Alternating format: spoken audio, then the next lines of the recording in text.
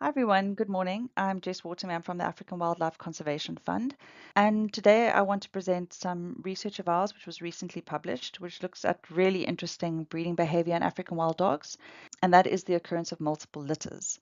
So how often females within the same pack within the same year will breed and have puppies.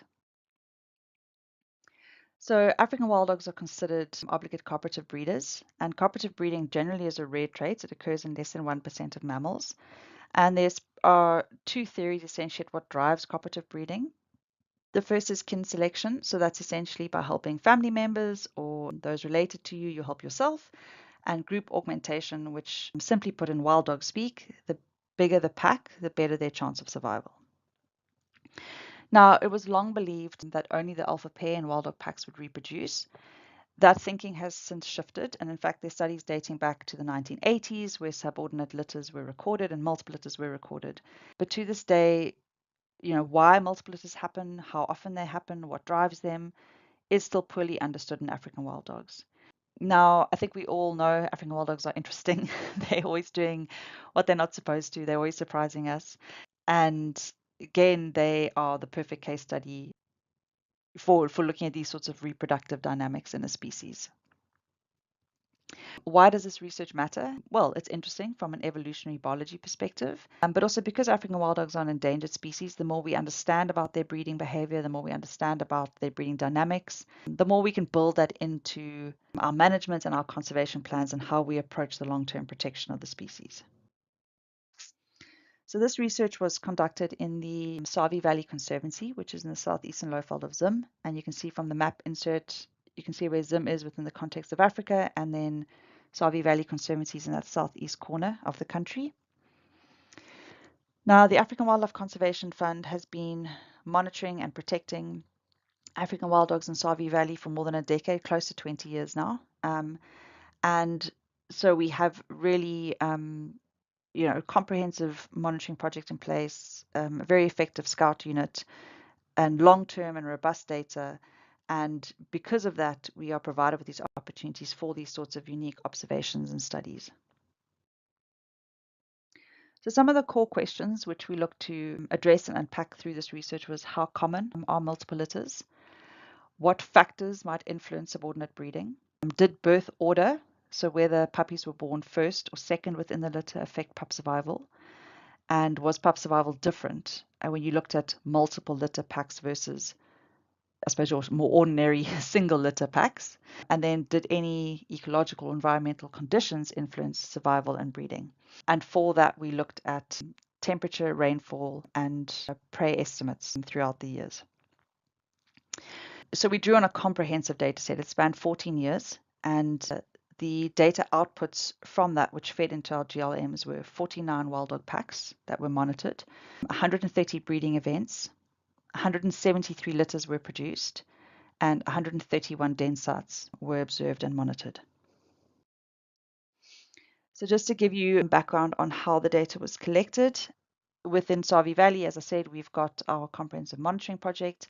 We have a scout unit which operates on motorbikes, which is a really economical, non-invasive, efficient way for us to do our research and for us to monitor packs, especially ones that are in slightly less accessible areas. And over the years and to this day, our wild dog packs are located through all means, so traditional spoor tracking, sighting reports that are sent to us or that our scouts pick up on, and then where we've got packs collared either through VHF, GPS, or satellite collars. So our general observation protocol is that we try and find all of our resident packs at least ideally once every month, or once every 1 to 2 months, more on average, and then more frequently during the denning season. Importantly, if there is a pack that we suspect is going to have a multiple litter, or very early on we notice that there's multiple females being bred with, or early stages of pregnancy, we will increase our monitoring effort of those females, and then once they've we will increase the number of camera traps. So traditionally we put 2 to 5 camera traps at those dens. They were deployed around active dens, checked every 10 to 14 days, and we also had visual observations of the den as well. So try to sit there and observe what was happening as much as possible, and then remotely monitoring with the camera traps as well. And then to support all of this monitoring and data that was collected, we have comprehensive pack ID files and life histories for all of our packs and individuals that we monitor. So these are just two fun photos basically to show the type of monitoring effort and the type of data that we recorded. So the picture on the right is a very standard field observation photo that would have been taken by one of our scouts or ourselves. And it's just where we picked up two females in early stages of pregnancy, and those are the two individuals towards the right of the photo. And then a camera trap photo, which really interestingly, you can actually see two females simultaneously feeding puppies. Right, so over to the research questions and results. How common were multiple litters? So among packs capable of multiple litters, so that is packs that had more than one female of breeding age, 41% of breeding events annually produce multiple litters. And of those litters produced, around 25% were produced by subordinate females. So the next question you might ask yourselves is, who were these subordinate breeders? So what was the relationship between the subordinate breeders to the identified alphas? Most subordinate breeders were litter sisters of the alpha, so females born to the same litter in the same year as the identified alpha. Next were closely related females, so that might have been females born to the same mother but different years within the same pack, or females born to different mothers but within the same year within the same pack. And then occasionally there were mother-daughter pairs. So did birth order, so whether or not the puppies were born first or second, did that affect pup survival? Very interesting, to 1 year survival, we found that the second born litters survived better than the first born litters, which is a slightly counterintuitive result because it's long been believed that the puppies that are born second are advantaged or aren't going to have as strong survival. So this was a really interesting result, and a significant result. And then up to 2 years of survival, the birth order was not significant. So whether puppies were born first or second made no difference up to 2 years of survival. But we did see that survival up to 2 years significantly increased with older alpha females, higher pre-emergence rainfall, so that's rainfall before the puppies emerged, and higher maximum temperatures. So was pup survival different when you looked at multiple litter versus, I suppose, your more traditional single litter packs?